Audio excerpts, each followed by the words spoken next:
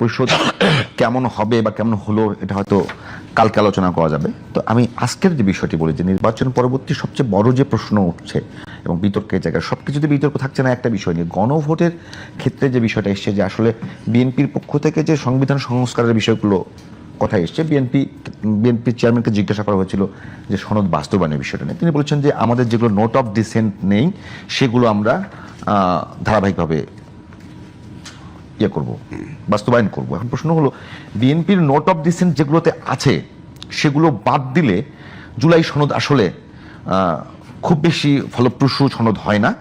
এখন প্রশ্ন হলো গণভোটের পরেও কি বিএনপির সেই সুযোগটা আছে? আছে। কিভাবে?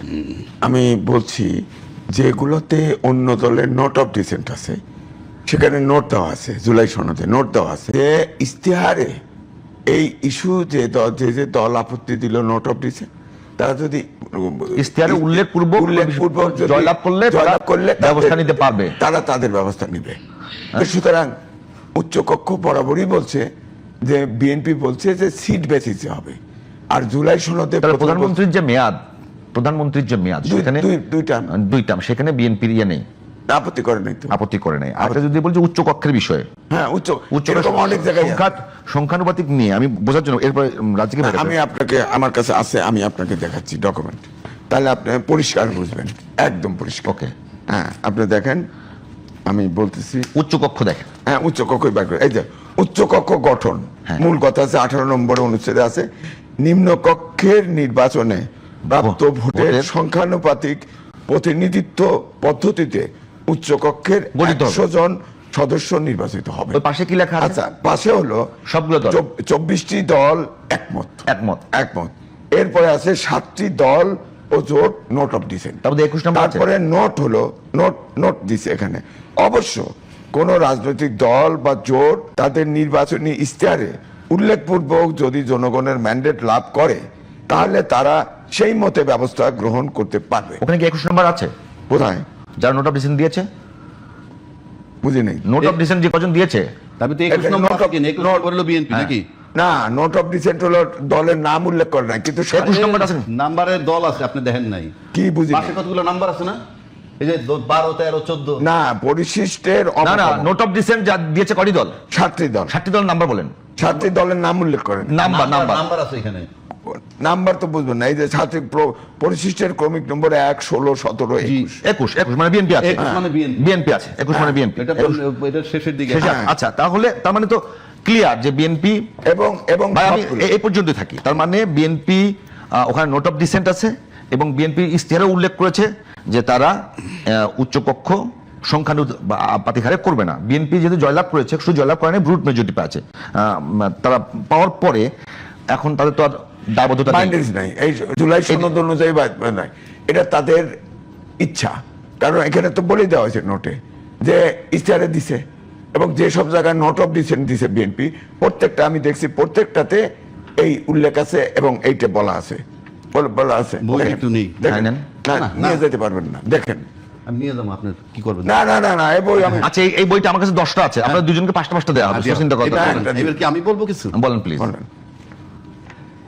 এইটা হইল সমস্ত দলমত নির্বিশেষে তারা আলাপ করছে। এটার ভিতরে 84টা সংশোধনী আছে। ওকে, এটার ভিতরে এত দল বলার দরকার নেই, কোনটা আপনি একমত হয়েছেন, কোনটা দ্বিমত হয়েছেন, আমি কোনটা একমত দ্বিমত, এগুলো মার্ক করা আছে। ঠিক আছে। এইটা নিয়ে আমরা ঐক্যমত্যে আসতে পারি নাই তো, না পারি নাই বলেই তো গণভোটের সিদ্ধান্ত আসছে। গণভোট তো এমনি আসতো না, এইখানে যদি সবাই এগ্রি করে ফেলতে পারতো এই দলগুলা, আমরা তো এগ্রি করে গণভোটে যে 4 দফা দিয়েছে সেখানে তো নোট অফ ডিসেন্ট বলেছি তো, আমি বলি অর্থাৎ এখানকার নোট অনুযায়ী আমি বলতে ক্লিয়ার করতেছি, এটা একটু বোঝার জন্য। আমরা এখানে একমত হই নাই বলেই ফাইনালি গণভোটের প্রশ্ন আসলো, যেটা গণভোট, এটা হলো উকালতি আর্গুমেন্ট। আরে গণভোটের কথা হলো এখানে নোট অফ ডিসেন্ট আছে, এটা গণভোটে মানলাম তো, ডিসেন্ট সবাই তো গেছে, কথাটা বুঝতেছেন না কেন? এইটা আমরা ঐক্যমত হই নাই বলেই তো গণভোটে গেছি নাকি?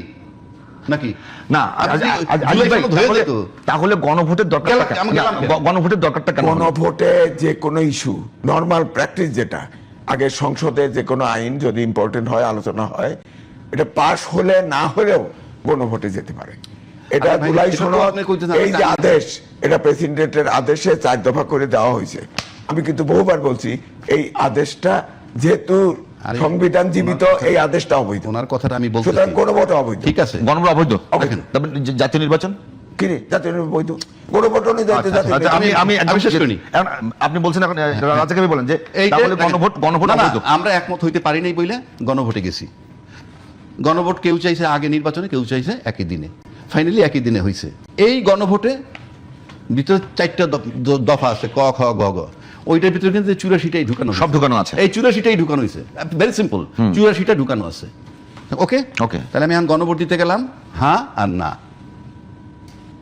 হ্যাঁ অথবা না। গণভোট আইনে নাই বলতেছেন, আমি তর্কের খাতির ধরে নিলাম মনার খাতির, কিন্তু আমরা রাজনৈতিক দল কিন্তু মানছি গণভোটে যাব, তার সাথে জনগণ সম্পৃক্ত।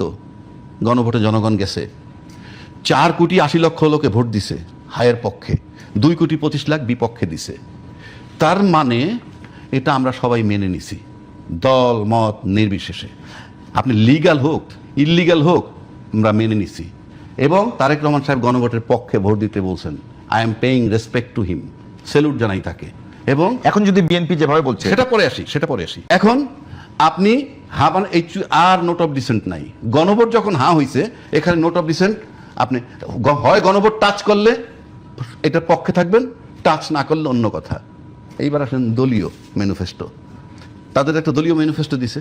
দলীয় ম্যানিফেস্টো তো শতভাগ জনগণের নয়, তর্কের খাতিরে ধরে নিলাম। ওনারা যতগুলি ভোট পাইছে অত পার্সেন্টই তর্কের খাতিরে ধরলাম। আপনি তো আমার উপরে চাপাইতে পারবেন না, আপনার তো দলীয় ম্যানিফেস্টো, এটা তো বিএনপির রাজনৈতিক ইশতেহার। সুতরাং জনগণের জন্য আপনাকে এটার মূল্যায়ন করতে হবে। এখন 2/3 মেজরিটি আপনি পাইছেন, আপনি পার্লামেন্টের সবচেয়ে বড় ক্ষমতাধর। এখন আপনারা বলছেন হাতে ভোট দিতে, জনগণ আপনাদেরকে বিশ্বাস করে হাতে ভোট দিছে। এখন যদি আপনি এটা কার্যকর না করেন, কিংবা আমরা নোট অফ ডিসেন্ট দিয়ে রাখছি ওইটি করব না, ওইটা না করার, এটা না গণভোটে অবজ্ঞা করা, সেম সেটা আপনারা করতে পারেন। করলে দেশ জাতি অন্য দল কিভাবে নিবে সেইটা অন্য, আমরা দেখব কি কনসিকুয়েন্স হয়। কিন্তু once it is accepted by you, আপনি হাতে ভোট দিতে বলেছেন, জনগণ হাতে ভোট দিছে, এবং 4 কোটি 80 লক্ষ ভোটাররা ভোট দিছে। 4 কোটি 80 লক্ষ ভোটার কিন্তু এটার ভিতরে সব দলের ভোটার আছে। আমি বুঝতে পারছি। একটা বিষয় একটু রাজ্যকে জানবার জন্য আপনি বলবেন, এই শেষ করে নেই, তবে শেষ টাইম জানবেন রাজ্যকে একটা বিষয়, যদি মানে বা জুলাই সনদ বাস্তবায়ন না হয়, সেক্ষেত্রে কি জুলাই অভ্যুত্থান, তার পরবর্তী 18 মাসের সরকার এবং নির্বাচন, এই কোনোটা কি কোনো প্রশ্নের সম্মুখীন হয়? আপনি যদি আমাকে প্রশ্ন করেন, আমার বিবেচনায় প্রশ্নের সম্মুখীন হয়। কেন আমি বলি, কথা বারবার বলছি, এখনো বলছি, এই যে আমরা নির্বাচনটা করে ওত্তার নিলাম, আমরা কিভাবে ওত্তার নিলাম, কোন আইনে, কিভাবে, কোন সংবিধান নিলাম, আমরা বসলাম তো। এই জন্য এই বিতর্ক এখন আর দরকার নাই। সরকার হয়ে গেছে, ভোটের আলোকে সংস্কার হবে, ভেরি সিম্পল। যদি যে প্রবণতা দেখা যাচ্ছে, সেক্ষেত্রে গণভোটকে যদি আপনি না করেন, অবজ্ঞা করেন, তাহলে আপনার একটা সিম্পল প্রশ্ন আসবে না যে আপনি এত বড় শেষ, আপনার টাইম শেষ। আপনি যদি বলতে চান যে কালকে ওই যে গণপরিষদ, জুলাই সংবিধান সংস্কার পরিষদের সদস্যদের শপথ এবং জাতীয় সংসদের সদস্যদের শপথ দুইটা একসঙ্গে হবে, তো এটা নিয়ে, এইটা না হওয়া পর্যন্ত আপনি চলবেন কিভাবে, এটা আমার প্রশ্ন।